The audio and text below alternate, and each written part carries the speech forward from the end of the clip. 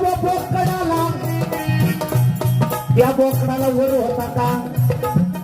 जर बोकडाचं शिर जोडायचंय कोणाला? दक्ष राजाला. ते दक्षाचं शिर त्या वीरभद्राला उडवलं, त्याला शिर नको का? धड आहे पण शिर पाहिजे. मग शाहिरांचं म्हणणं असं आहे, त्या दक्ष राजाला त्या बोकडाचं शिर जोडलं, मग बोकडाला कोणतं जोडलं? आजही कलियुगामध्ये त्या बोकडाला शिर कोणचंही अतिशय मार्मिक सवाल आहे त्यांचा. काठीचे व शिर जोडले, उत्तर सांगितले, तुम उत्तर सांगितले.